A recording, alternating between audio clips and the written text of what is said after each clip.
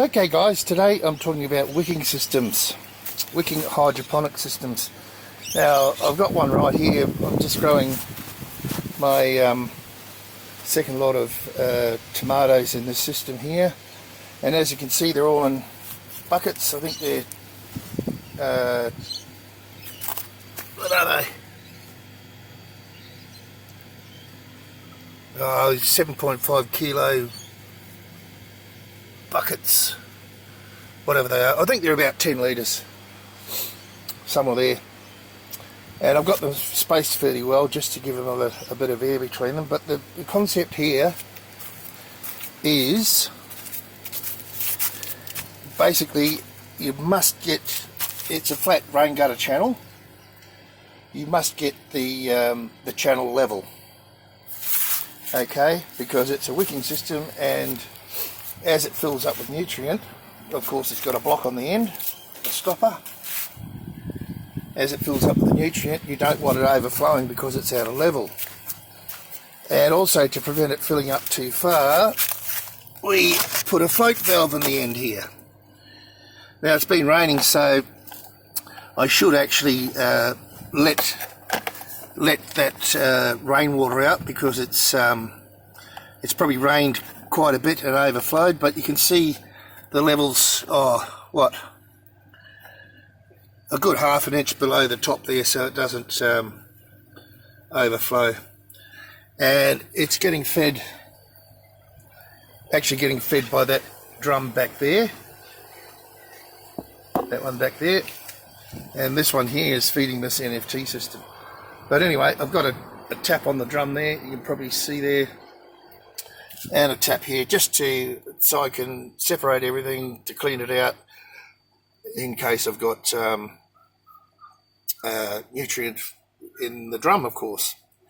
So that's the concept. You can see how it's all hooked up, just how I've done it. You can do it however you like. And the buckets, they just have a hole drilled in the bottom. The concept's exactly the same. I'll just cover this back up. The cover goes on there to stop any algae forming. Now, algae is our enemy in hydroponics because it saps nutrients and air out of the nutrient. And this in the wicking system, the air doesn't matter because the air is contained in the medium. So this wicking medium is very good. It's half, 40% perlite and 60% hydroponic grade Coco peat.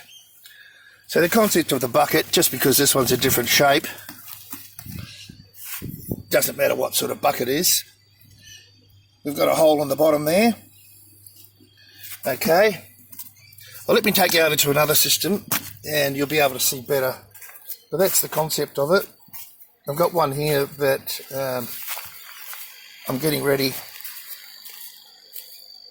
for the next lot of planting. You can see how it's set out here, and I've got it up on boards like that to support the bucket on each side of the channel. And of course, if you can see that, the Netcup goes in the middle of the bucket down into the channel hole, and it wicks up from the nutrient in the channel. Another good thing to do, I've got some of this, it's like a rootstock type thing. It works pretty good. So the roots, especially for bigger plants, don't get down into the channel and block it all up. Now, as far as the same thing here on the ends, float valves. Now you could have rows and rows of these. I mean, if you've got the room, and I haven't got the hoses hooked up, but I've got my, where am I? I've got my drums here that are full of nutrient. Well, will be. They're full of water, but the nutrient hasn't been added. And once I get these all back in place and tested for any leaks, tested for level, it'll be up and running again. All I have to do is put the buckets back in. Now you could do this like build a big bed over this, but the point is at some stage you're going to have to maintain and get all the roots out of the medium, especially if you've grown deep rooted plants. Now I've just got this because my land is not level, so I've just put them up on stakes, pegs, level it all up as best I could, and you can see it's all level. So that's the secret of that. You've got to get them level so that they don't leak.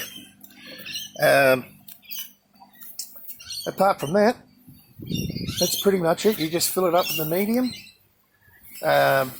You'd prime each pot with nutrient, and then plant, and turn on your reservoir tank, and it will just keep wicking. So it's a passive system, no electricity involved whatsoever, and that's basically your wicking system. However you think you can work this out and do it, wicking, you could use any containers.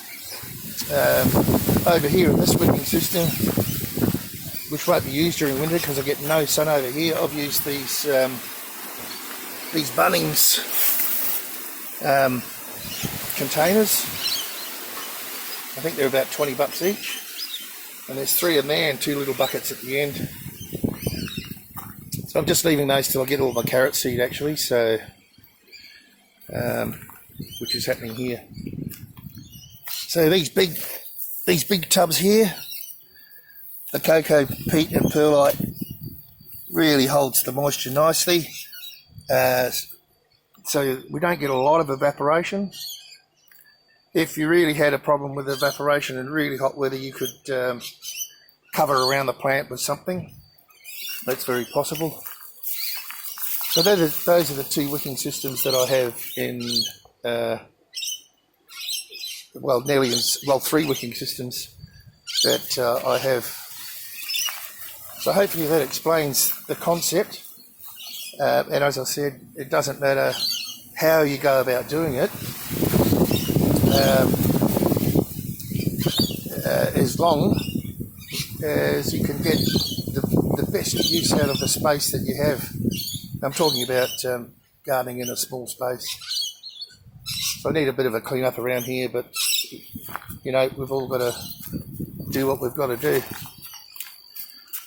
So that's the wicking systems.